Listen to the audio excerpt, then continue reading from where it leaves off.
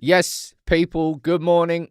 How are we doing? Sam here, United People's TV. It's the 1st of May, brand new month. Pinch punts, 1st of month, all that jazz.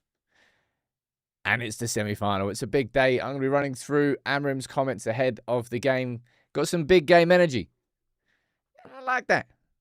I like having nervous energy going into a game because, let's be totally honest, we haven't exactly had that much this season because, let's be totally honest, we have hardly had anything to play for.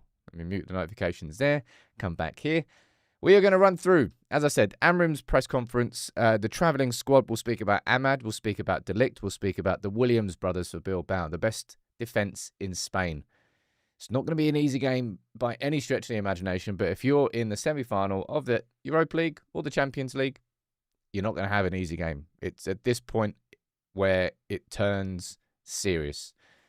Run through everything, run through the team predictions, my start-end prediction, your predictions. There's a poll up already. What do you think the result will be tonight? Bilbao win, draw, or United win? And as always, I'll involve you in the chat. Yeah, I fancy whacking this shirt on. Quite like it. Plus, it's also hot AF. And there's no way I'm putting a jacket on today. Hell no.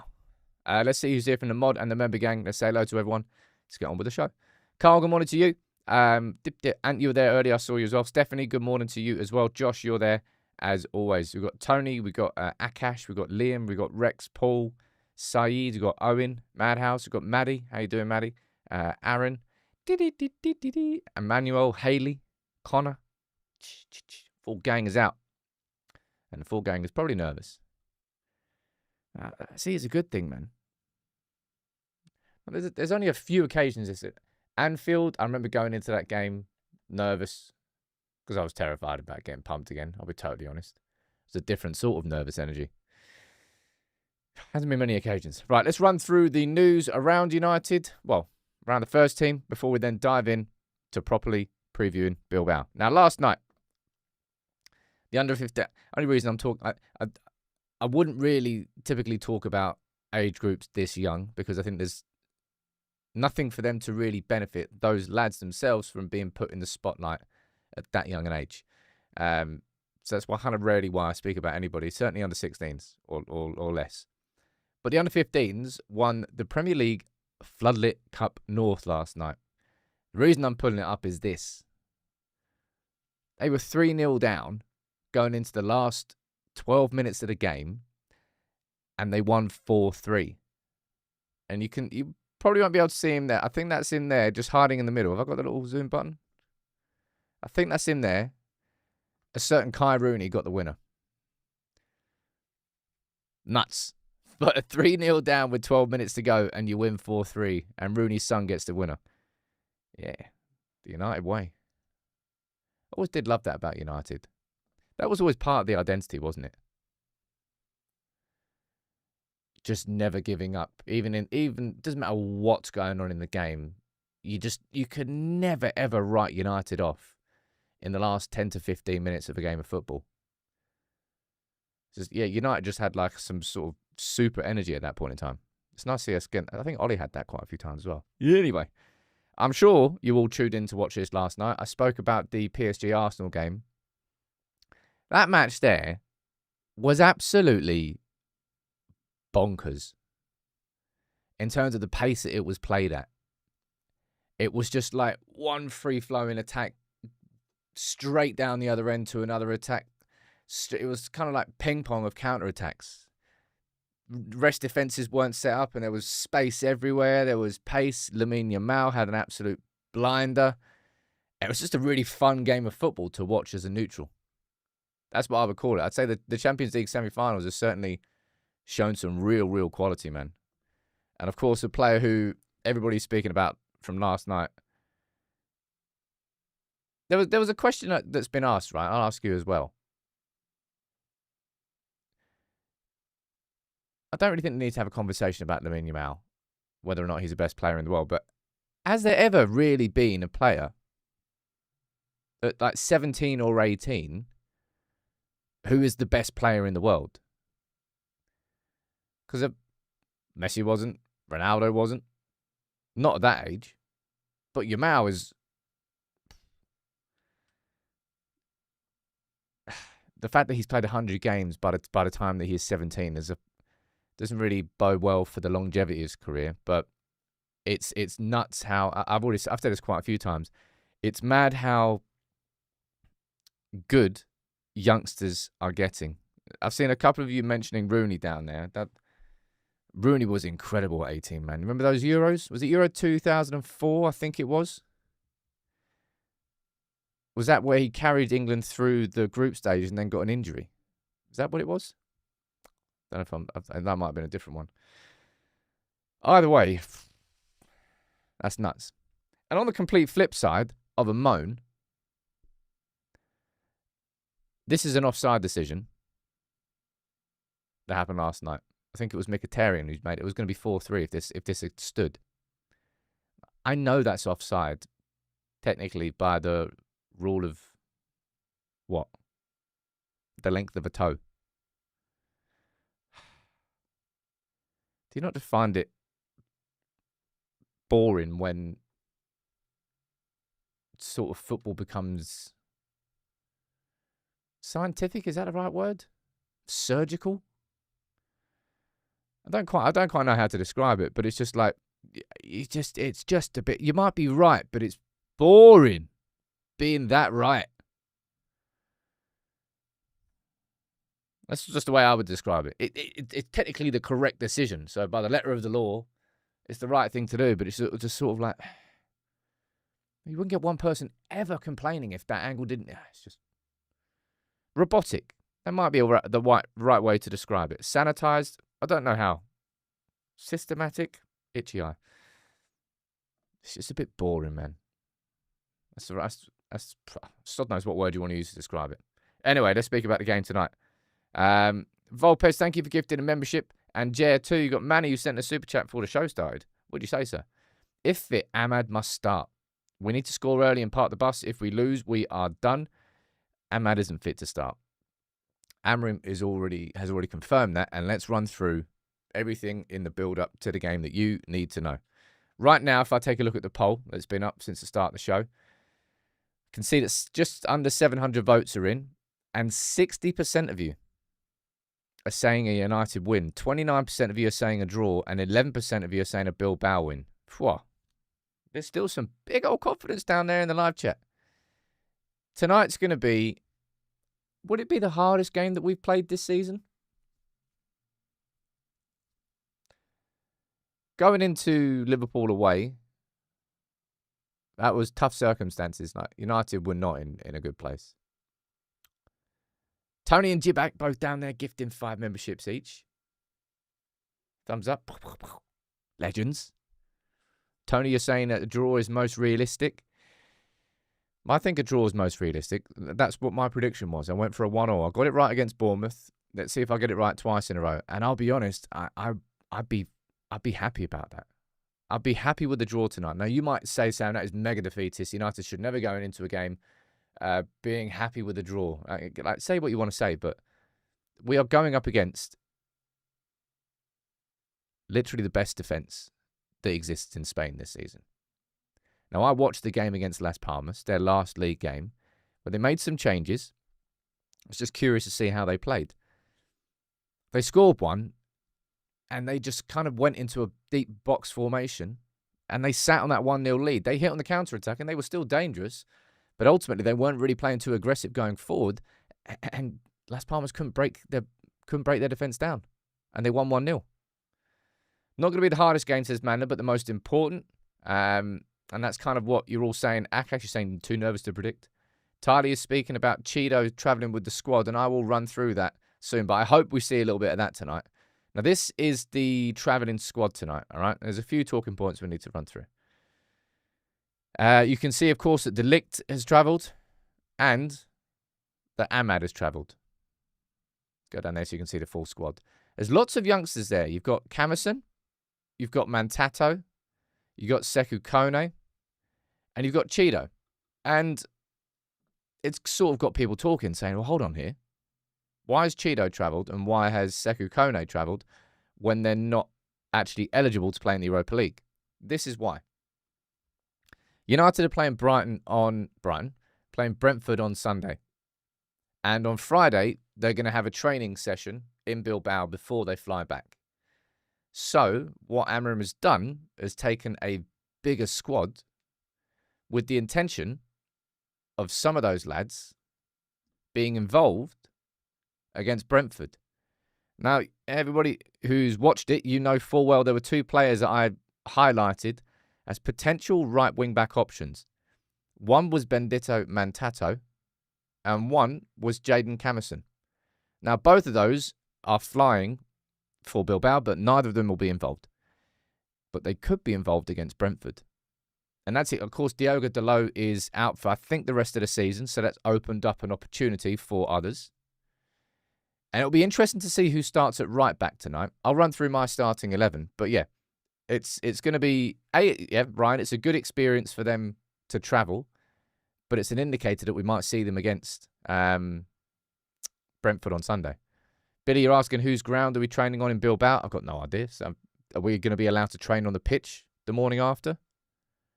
Probably not, because I'm guessing Bilbao have got to get... Do Bilbao play at home this weekend? Bilbao fixtures.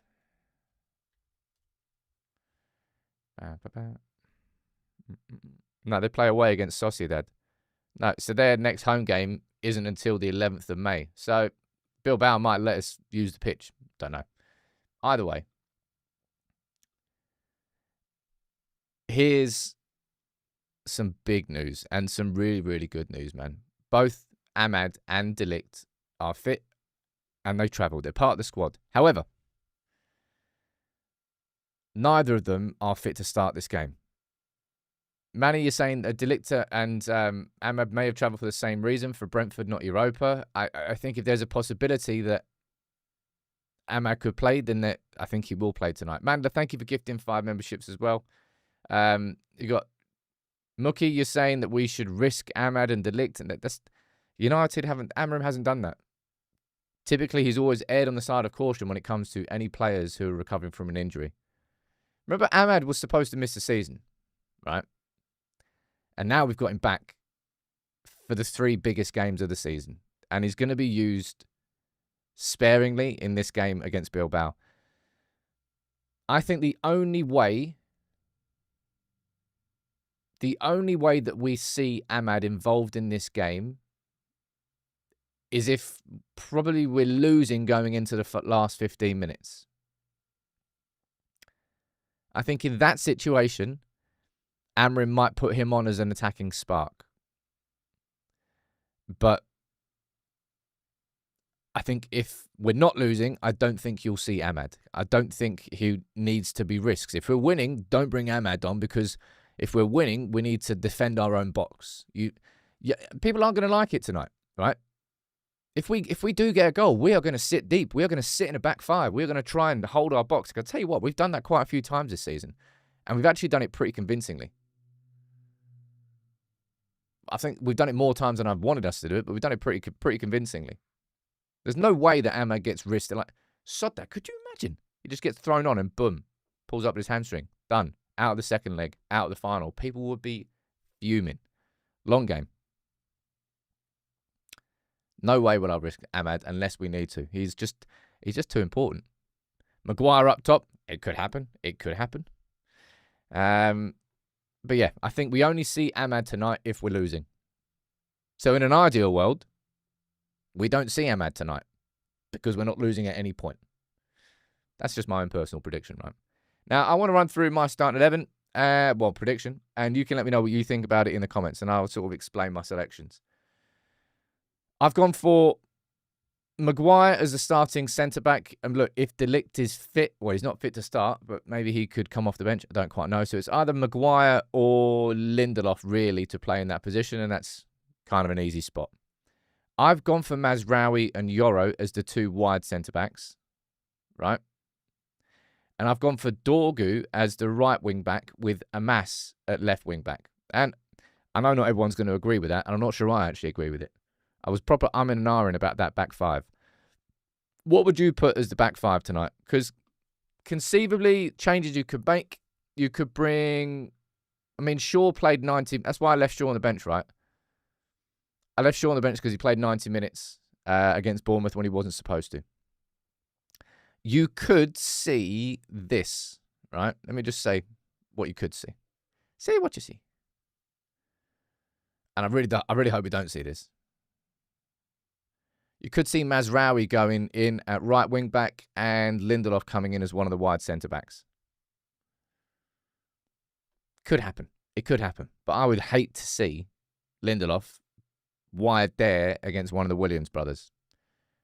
So I stick with what I had first, right? Mazraoui and Yoro as the two wide centre backs because they're pretty mobile. They're as mobile as we're going to get in those two roles. It's a lot to put on Amas. Someone's saying down there that Luke Shaw will start, and you're saying Mazraoui at right wing back. Yeah, it could happen, but if Mazraoui goes to right wing back, then one of the wide centre backs looks a bit whiffy. I'll be totally honest. I mean, you could put Fredrickson in. Maybe Shaw will be fit to start, right? If Shaw is fit to start, I think it's kind of an easier team to predict. If Shaw's fit, anyway. Which is the story of his whole bloody career. But if Shaw is fit, that's what you're going to see. Shaw, left centre-back. Dorgan, Mazraoui as the two wing-backs. You're on the right-hand side. Johnny Evans is not going to be starting this game. Okie dokie. What do I think about Mainu as a false nine? Someone else said that. I don't think Fredrickson has to be registered for Europe because he can go on the B list. Can't he? I think so. Young is saying a lot of people prefer Mazraoui at right wing back, but I think he should play wide set. Does anybody prefer Mazraoui at right wing back? I don't. Mazraoui is significantly better as a wide centre back.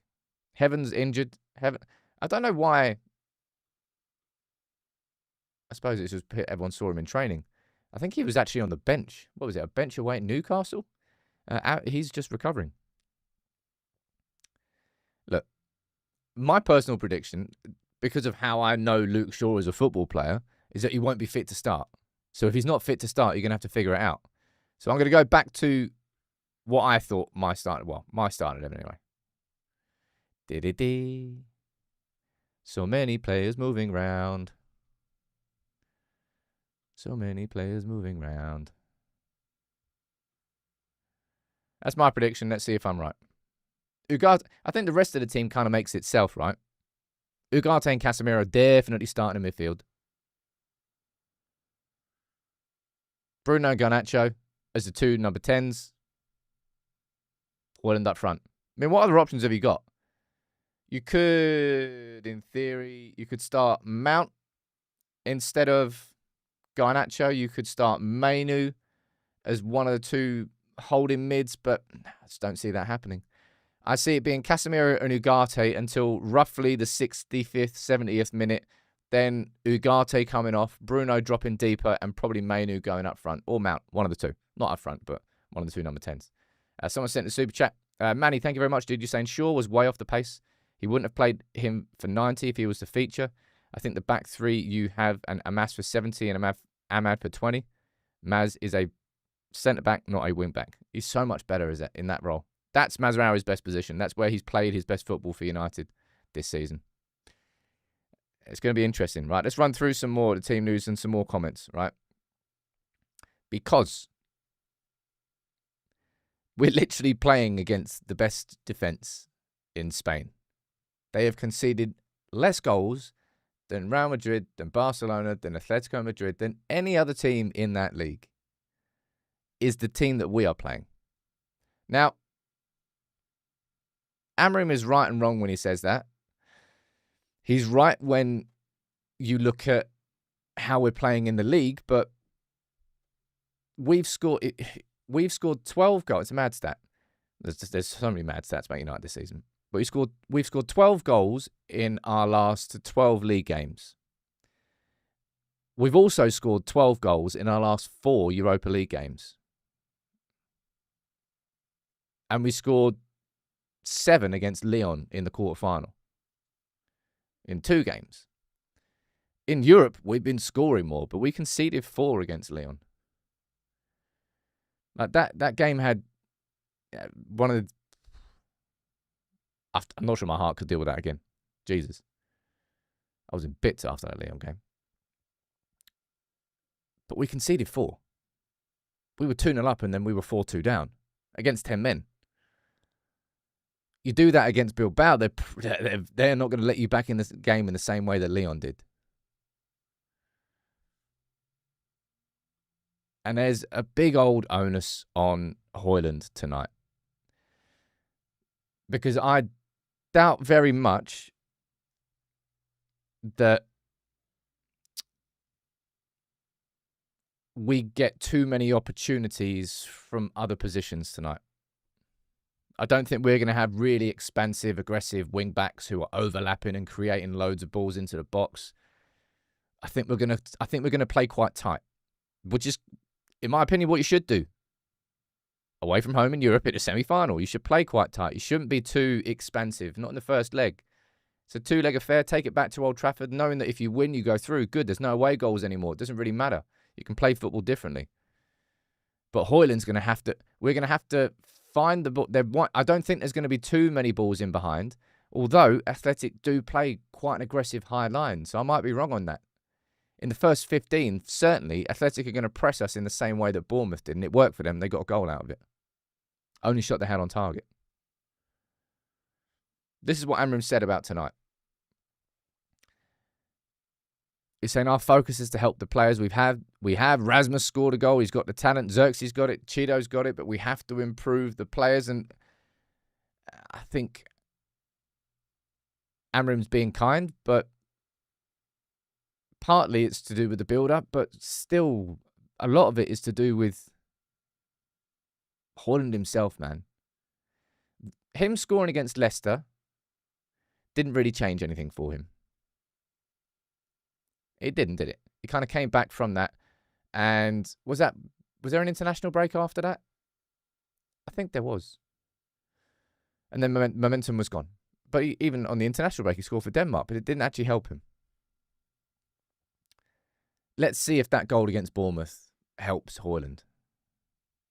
Yeah, I do agree with that, C. Billington. Set piece is going to be big for United tonight. They really will be. And especially on the transition from set piece. Not especially, but equally so. Defending transitions. If we get a corner tonight, I'm going to be so pissed if we concede from Athletic counter-attacking through the Williams brothers and United being ripped open because we haven't left enough back. Who was it that did that to us? Elanga, Forest.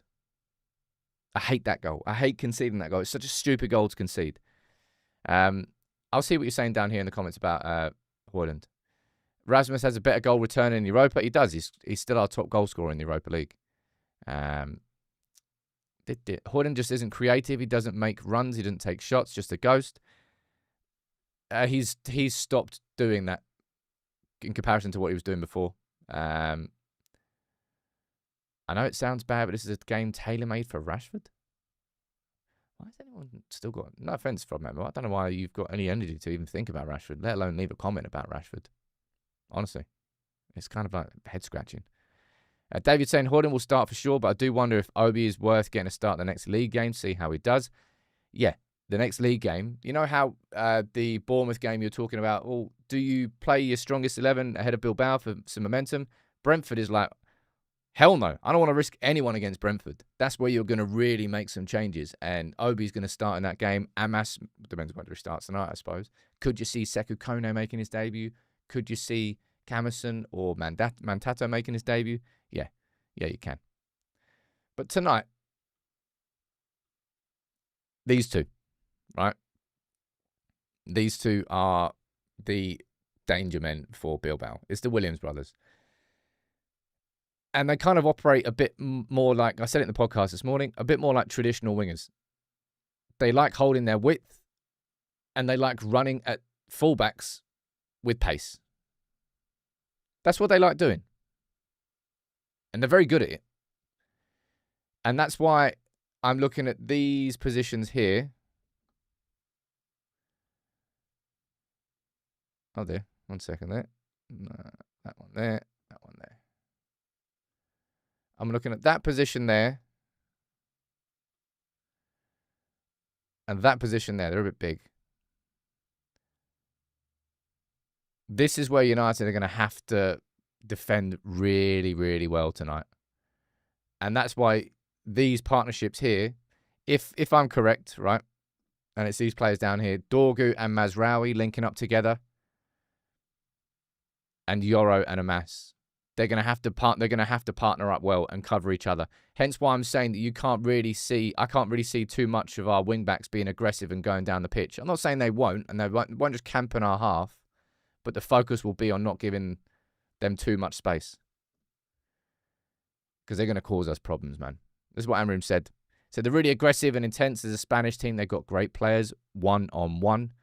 Nico is a special player. They have the best defence in Spain, and we are not scoring many goals, so it's going to be a tough game, and it will be a tough game.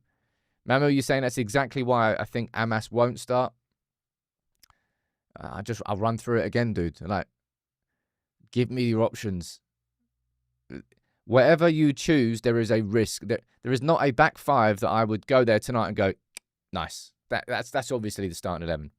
Whether you start Amas there or whether you start Luke Shaw there and go, will he be fit enough? Not quite sure. Or whether you start Dorgu on the right-hand side going, could probably start him on the left. There's a risk everywhere, in every position, in terms of those wing-backs and wide centre-backs. It's just choosing the right one. That's down to the manager, right?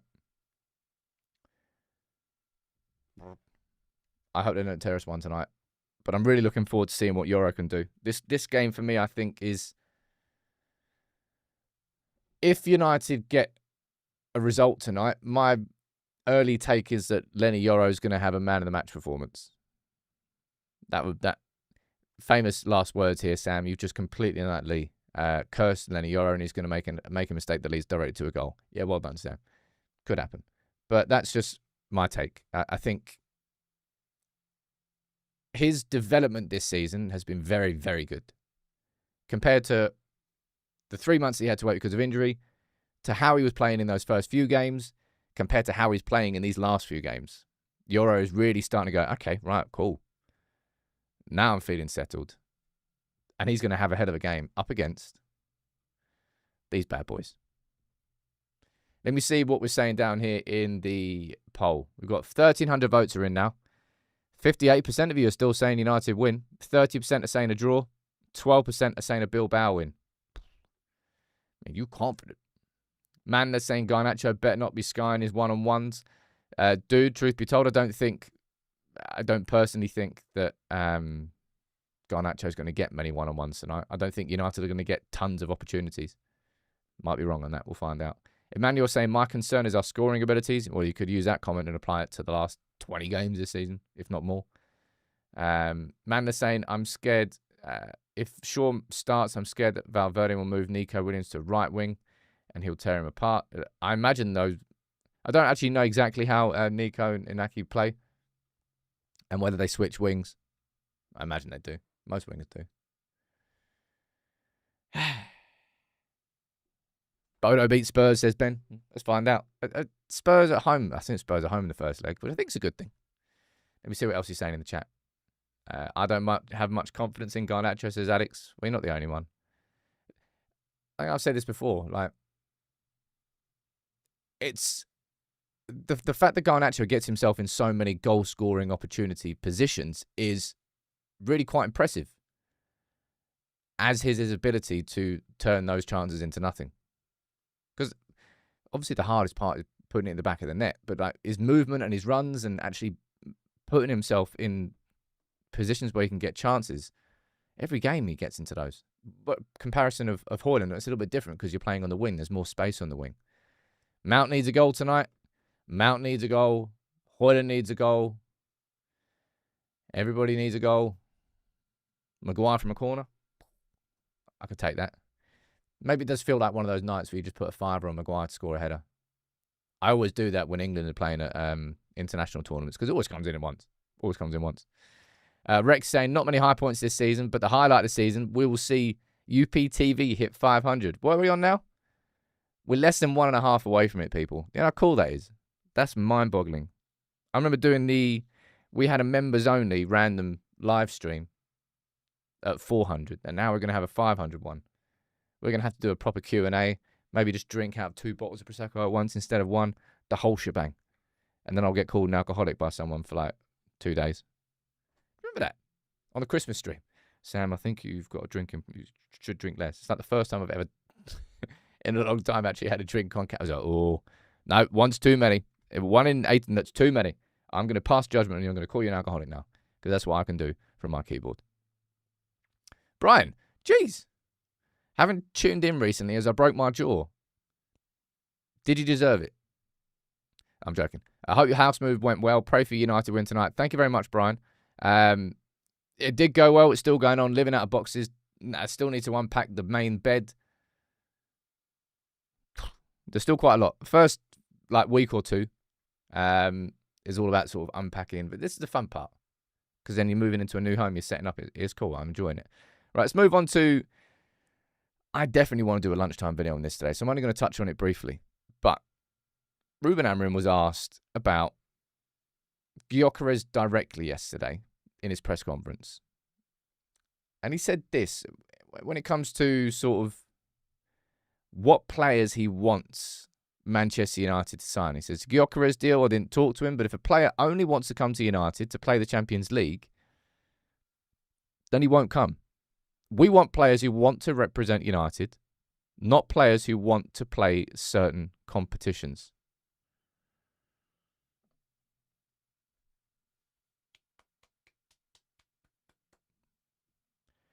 Just nodding away when I read that for the first time. Absolutely nodding away. It's such a spot on response. I'm not brown nosing Ruben Amorim when I'm saying, I swear on my life I'm not. Even if it means that, I don't know whether that would actually affect us signing Gyokeres or not, but it's just the correct mindset. Someone down there saying beggars can't be choosers. Incorrect. They still can't. Perfect example. Randomly, years ago, my sister, we walked past a homeless bloke outside the shop, and she was like, oh, let me go into the shop. So she went into the shop, bought him a Ginster's steak bake, gave it to him, and he said, I don't like that one, and gave it back. Literally, a beggar choosing not to eat some food that was bought from him. He didn't really like it. So yeah, they can be choosers. Either way, I really love that comment from Ruben. I think it's exactly the right mindset to have, because for far too long, we've not signed players who care enough about United to be there when they're in the trenches. Fair weather signings, I would call them. When it's sunny outside, love being United, man. When it's a storm out there, sod that. Let me close that door. Anyway, I'm going to run through that in a bit more detail at lunch because I think it's definitely worthy of a conversation. And you enjoyed that chat. Manny, you're saying, give me the striker that wants to win United's 21st title, not one that wants to play European football. It's called passion for the emblem, and that wins titles. I think it's more the fact that, and look, I couldn't blame Gyokeres for feeling that, but that's because he's putting his own career first rather than what United need. And a lot of people would do that. A lot of people would do that.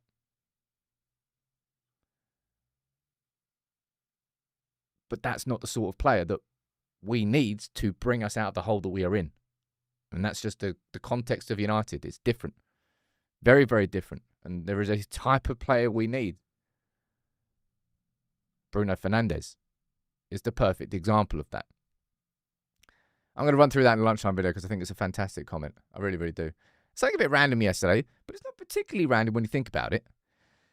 You've got Sky Sports reporting that United are, they say exploring a deal for Jonathan Tah. It's probably more just the fact that we're interested in signing him. Now, if you don't know who Jonathan Tah is, Bayer Leverkusen centre-back, being a stalwart for them for a few years under Xabi Alonso. His contract is expiring this summer. He's going to be leaving Bayer Leverkusen. That's been the case for a long time. Now, Barcelona have been I don't know whether they've been in direct talks or conversations, I've been heavily linked with him for a long time. Hasn't quite moved. It hasn't signed a contract with them, etc., etc. Now, Real Madrid, if Xabi Alonso goes to Real Madrid, what I would say is that this is done and dusted. Like, he's just going to be going to Real Madrid. But that's definitely a deal that I can understand United being interested in terms of the free market. We're losing Lindelof on a free this summer. Any other centre-backs leaving? No, Maguire's got a 1-year contract extension, but remember, he's going to be leaving after that year. I think we'll sign a proper wide centre-back at that point. He's played in a back three system before. I can understand this. Bayern Munich are probably going to want him as well. Barcelona, I think, Damien, I think you're right down there. This is one I understand. Yeah, Stevie is 29. You couldn't give him more than a 2 or 3 year contract. Johnny Evans is leaving as well. Thank you very much. Forgot about him. So that's Johnny Evans and Victor Lindelof both leaving. And potentially United being interested in signing Jonathan Tah on a free contract. I don't see that as a horrendous one. There's going to be people saying, hold on here, Sam. Surely you should be giving those squad positions that Evans would leave behind and Victor Lindelof would leave behind just to youngsters. And I would say, if you're going to be losing the experience of Evans and Lindelof, then the idea of bringing in someone like Jonathan Tah on a free for a couple of years, I don't think is a terrible idea. Right? Just one to watch. I'll be honest. I think he goes Real Madrid. I think Ancelotti goes to Brazil. Xabi Alonso goes to Real Madrid. And Jonathan Tah follows him. Simple. I don't actually think we're going to sign him. Yeah, Dennis, you were mentioning Mkhitaryan last night. That is such a... I was convinced that was going to be a great signing. Properly convinced. Haven't exactly got the best hit rate from Dortmund, have we? Although I kind of feel sorry for Kagawa, because he was definitely signed as a Rooney replacement, and then Rooney ended up staying for longer than he thought, and then Kagawa never really had his spot. We wouldn't even be considering if Martinez didn't get injured. De Ligt and Lisandro are injury prone as well. We need to get at least 2 centre-backs. When it comes to centre-backs, I think this is kind of it. Like, yeah, I don't think United have got the finances this summer to... Like, if we did, we'd probably be going after Howson from Bournemouth. I'll be totally honest. I think that 50 mil release clause, Premier League proven, the age that he is, Howson would be like... It would tick a lot of boxes for the type of signing that Ineos want to be making, and also the quality of the player that he is. I think he could be the perfect central centre-back, that progressive centre-back that we're kind of missing. We're not going to have 50 million to spend on a centre-back. Not with the fact that we need a striker, if not 2, a number 10, and at least 1, if not 2, central midfielders. So signing someone like Jonathan Tah on a free, I can understand the logic. I just don't think it will happen. Ash is saying, could you see us signing Vardy on a free? One sec. Sorry, I just had to throw up at the thought of that. No. No. No. No. No is my answer, by the way. Not sure if I made that clear. Anyway, let's see what goes on there. Last couple minutes of the show today. Oh, look at that. It's a little bit of a shorter show today. Just let me know what you think about the game tonight. Anything you want me to talk about? Anything you want to ask? Let's run through it. That was my starting 11. I've gone for a Mas and Dorgu as the wing-backs with Mazraoui, Maguire and Yoro as the centre-backs. I think the midfield pits itself in Ugarte and Casemiro. And let's see what goes on in the front three. Akash saying we need a wing-back this summer. Yeah, we do need a wing-back. But I said that I think there's a possibility that United might look internally for that. Either Ahmad there, Mantato or Camerson. We'll know more about whether Mantato or Camerson are genuine options in the preseason, but by the time preseason starts, which is middle of June? July, sorry? We kind of already want to know who our wing back is for next season. Toast is saying, I can't lie, thinking you're going to replace Rooney with Kagawa is Woodward level IQ. Mate, Kagawa was a cracking playmaker. You can't ever. It's literally impossible to replace players like Wayne Rooney. Hence why United have never replaced Roy Keane or never replaced Michael Carrick. The list goes on. But Kagawa coming in as a playmaker, given that Rooney, by the time how he was playing football at that point in time, he was far more of a number 10 and a deeper, actually kind of number 10 or a central midfielder. Made a lot of sense for Kagawa to be there because we already had Van Persie up front. We had Falcao there. Jeez. Who else was there?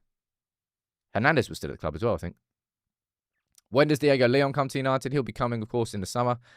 I think I will be doing an update on him probably next week or the week after. Just to sort of, this is what's been going on with Diego Leon for the last 3 or 4 months since United agreed a deal for him. These are some highlights.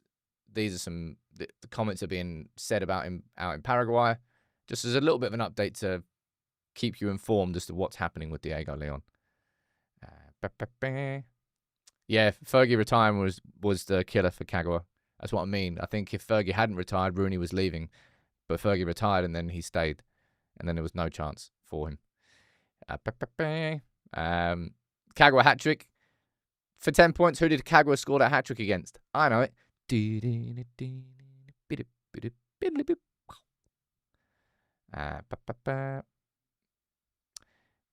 What else are you saying down here? Do you think Amorim will get at least 4 new signings to be anywhere around top 4 next season? And we had this conversation earlier this week, didn't we? Majority of you said around about 5 signings, and I think 5 signings is what we're aiming for this summer. I think every summer we're going to aim for 3 big ones. But I think 5 signings overall is what we're going for. Norwich. You got it right. Akash, Alex, Highwell, Paul, Sam. It was Norwich. 10 points. Oh. It's good to have some nervous energy for a game, right? I'm going to the second leg at Old Trafford. You know what's sad? It's going to be my first game at Old Trafford this season. It's just been such a busy season with work that I haven't been able to.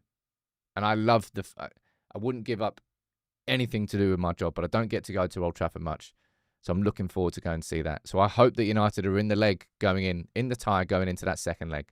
My prediction for tonight is a 1-1 draw. We'll go to the poll one more time, see the final result. 1,700 votes, well, just over 1,600 votes.